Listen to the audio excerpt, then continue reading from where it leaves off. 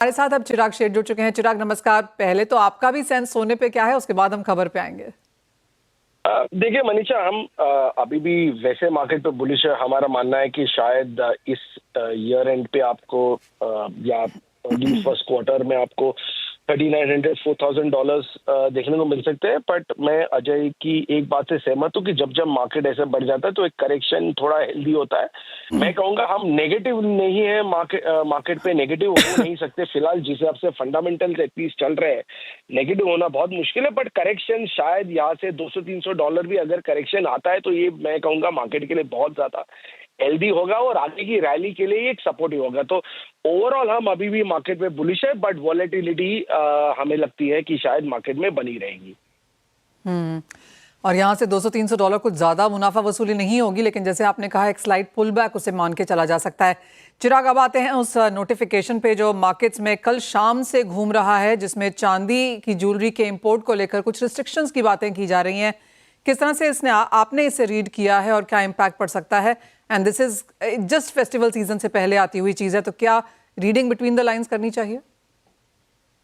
देखिए एक्चुअली मनीषा, यहाँ पे एक बहुत ही इंटरेस्टिंग चीज ये है कि पिछले 2-3 सालों से हम जो इंडिया है वो थाईलैंड के सबसे बड़ा ट्रेड पार्टनर बनते जा रहा है सिल्वर ज्वेलरी को लेके। इनफैक्ट इंडियन अगर आप इंपोर्ट्स देखें ऑफ सिल्वर ज्वेलरी थाईलैंड से, जो एफटीए के इंडो आसियान एफटीए के अंडर था, India has surpassed US as one of the biggest buyers of Thai jewellery. Thailand की ज्वेलरी जो है और कारीगरी है वो एक्चुअली सिल्वर में वर्ल्ड रिनाउंड है। और इनफैक्ट इंडिया compete भी करता है थाई के साथ for the US market. But पिछले कुछ सालों में क्योंकि ये इंडो आसियान एफटीए के अंदर आपको 0 to 1% ड्यूटी में थाईलैंड से ज्वेलरी इंडिया में आती थी और वो इंडिया में बिकती थी। ऑन एन एवरेज मैं कह सकता हूँ कि आप अगर पिछले 3-4 साल की बात करें तो 100 से 200-300 टन की ज्वेलरी हम थाईलैंड से इंपोर्ट करते थे। जो इंडिया की ओवरऑल अगर आप सिल्वर ज्वेलरी मार्केट देखें तो शायद 10% का मार्केट शेयर। सो इतना कोई बहुत बड़ा वैसे इम्पैक्ट नहीं है। हालांकि पिछले अगर 2020 की बात करें तो जुलाई के महीने में अलोन 100 टन आया है थाईलैंड से। और पिछले 7 महीने की अगर हम बात करें, क्योंकि अभी भी डेटा मिनिस्ट्री ऑफ कॉमर्स से लैग में आता है, तो अगर हम जैन से जुलाई की बात करें तो करीबन 300 टन ऑलरेडी आ था। ये थोड़ा बहुत अलार्मिंग हो गया गवर्नमेंट के लिए, क्योंकि हमने देखा है मनीषा, गोल्ड में अचानक से इंपोर्ट्स जंप हो जाते हैं। गोल्ड जब दूसरे फॉर्म्स में आते हैं और फिर ये मेल्ट होने लगता है और मार्केट में आ जाता है और फिर मार्केट डिस्काउंट में चले जाता है। तो शायद गवर्नमेंट ये नहीं चाह रही थी कि सिल्वर भी ऐसे हो।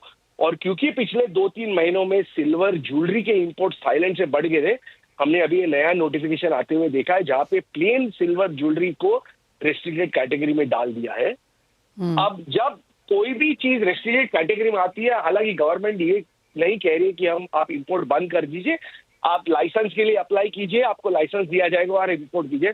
बट आप और मैं ये दोनों जानते हैं कि एक बार जैसे कोई रेस्ट्रिक्टेड कैटेगरी में आ जाते हैं, यूजुअली उसके लिए लाइसेंस इशू नहीं किए जाते। एब्सोल्युटली। चिराग, आई अंडरस्टैंड जब आप कह रहे हैं कि थाईलैंड हमारा सबसे बड़ा मार्केट है इन सेंस ऑफ इंपोर्ट्स, बाकी कंट्रीज से भी इस तरह की सिल्वर ज्वेलरी आती है, बिकॉज ये एक ब्लैंकेट रिस्ट्रिक्शन टाइप्स है। अब देखिए, बाकी मार्केट से जरूर आती है बट वो थाईलैंड के कंपैरिजन में बहुत छोटी है। अगर आप ओवरऑल अगर हमारी सिल्वर ज्वेलरी इंपोर्ट देखें तो मैं कहूंगा 70 to 80% जो ज्वेलरी इंपोर्ट्स है वो पिछले कई साल से थाईलैंड से ही आ रही है।